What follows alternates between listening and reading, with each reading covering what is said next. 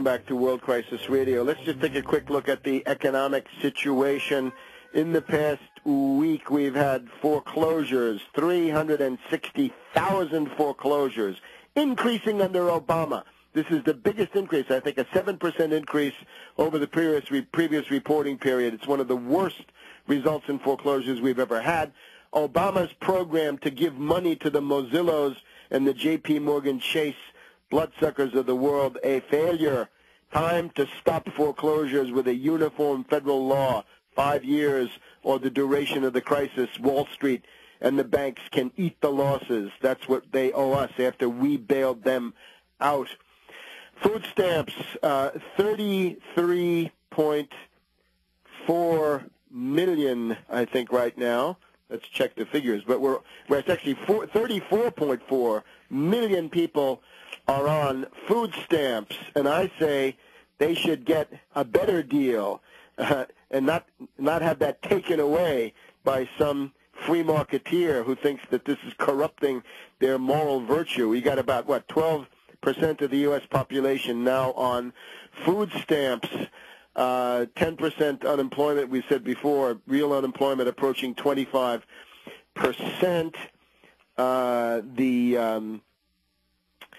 Let's see, agricultural imports in the United States have fallen by 20% in the last reporting period. We have this interesting lady, the academic Elizabeth Warren, who is the TARP watchdog, who says that the worst is still ahead. We're going into apparently a double dip, according to Elizabeth Warren. She points to the fact that there's a whole series of mortgages in the commercial real estate world that will now become due in 2010, 2011, 2012, and the default rates on those commercial mortgages will be very high. They will be 50, 60% default rates on those commercial mortgages. Now, something like that is what happened in the years after the crash of 87. It went from the crash of 87 to a real estate crisis. That became a banking crisis, so that by 1991, Citibank was already bankrupt then and was secretly seized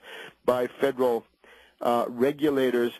The U.S. federal deficit now $1.8 trillion for the fiscal year that ends at the end of September. This is 4 times the figures under Mad Dog Bush the younger.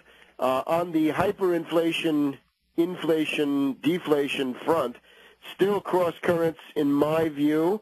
The most recent is now that no big change in the consumer price index. If you take out the energy part, it's up by 0.6%, I think.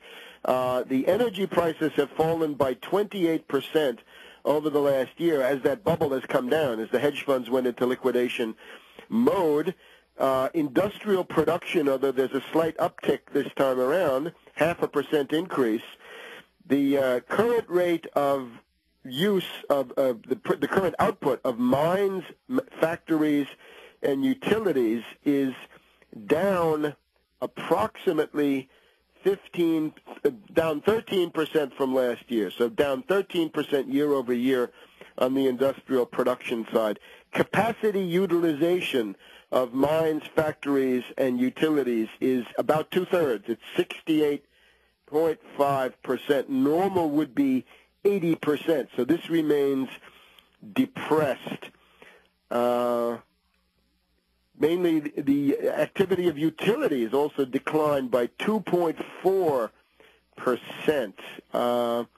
This is the first time in 9 months that industrial production has ticked up, but it's not a lot. So we don't see hyperinflation yet in these numbers, but we see it, I think, building in certain overseas stock markets and other specific categories. Anyway, still cross currents, because the cross currents of derivatives liquidation and so forth still go on. Elizabeth Warren points out that most derivatives are still there. Most of the toxic paper that Paulson and Bush started talking about in September of 2008, still there, has not been unwound. still waiting because the banks, of course, have been allowed to go to mark-to-model rather than mark-to-market. They therefore have no incentive to sell because if they sell, if they've got it mark-to-model and they take it to the market, it's worth nothing. They take a big loss. So therefore, they're hoarding their derivatives. The derivatives are still there. The idea that the financial aggregates have turned down may not be true, according to Elizabeth Warren, the watchdog of the top. She also says that Geithner is putting $2 bets all over the table. And now we've got also these characters, Rubini and Nassim, the Black Swan, coming on television. Rubini says that the recession is over. He has joined Newsweek magazine. The Black Swan says you've got to convert debt into equity, meaning derivatives into equity. Not a good idea, dear Black Swan.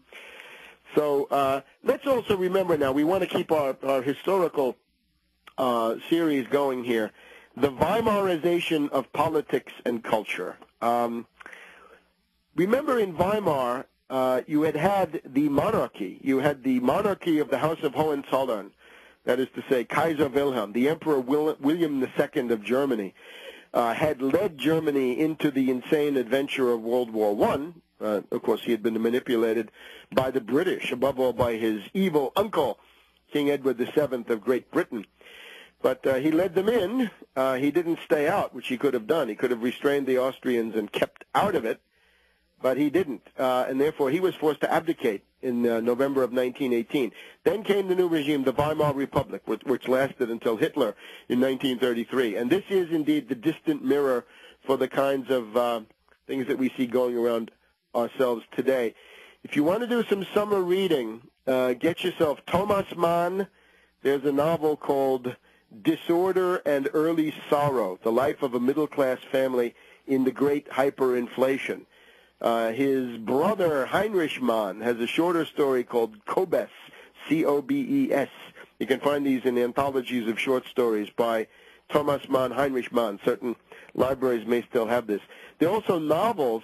There's Hans Fallada. People know him. He wrote the famous What Now, Little Man. But the Fallada novel that deals with the hyperinflation is called Wolf Among Wolves, The Wolf Among Wolves. And you remember All Quiet on the Western Front? Well, Erich Maria Remarque, who had written that one about the First World War, has another one called The Black Obelisk. I think it's translated into English. So what you find in this is the following. The Weimar Republic started with this huge inflation. As the Republic comes into existence in 1919, 1920, and the inflation is already going, and it goes in 20, 21, then in 22 it really takes off, and in 23 it reaches this unbelievable level, 1 trillion to 1 on the hyperinflation side. Now, that meant that the Weimar Republic had enemies. The parties that really accepted the Weimar Republic were the Social Democrats, the German People's Party, and the Catholic Center Party. But there were others to the right. The Deutschnationale Volkspartei, the German National People's Party, was essentially anti-Weimar Republic, and there was an anti-government party. Maybe like the Republicans today. At least they talked about being the anti-government party. If they had seized power, it would have looked different, as with the Republicans today. But you wonder, the bitterness against government and how this is expressed. Well, in the Weimar Republic, if you were bitter against the Weimar Republic, you were going to then be two things. You were going to be a monarchist. You were going to say, kick out these democratic so-called politicians and go back to the monarchy of the Hohenzollerns, right, the imperial, the German Empire as it had existed before 1918, or you could become a neocon, because this is where Carl Schmitt comes around. And Carl Schmitt says, we don't need the Kaiser, we don't want the emperor to come back, we want a dictator. We want a nice modern dictator. The problem here in the United States today is the current form of government means that it's been around as long as anybody can remember, so there's no monarchy to look back to. Therefore, people who have become embittered because they lost two-thirds of their standard of living become right-wing anarchists. That is, they're against government in general. They can't even be monarchists, and a lot of them can't even make the leap to becoming neocons. So if you can't do that, you become a right-wing anarchist. And we'll talk more about the politics and culture of Weimar next time. See you soon.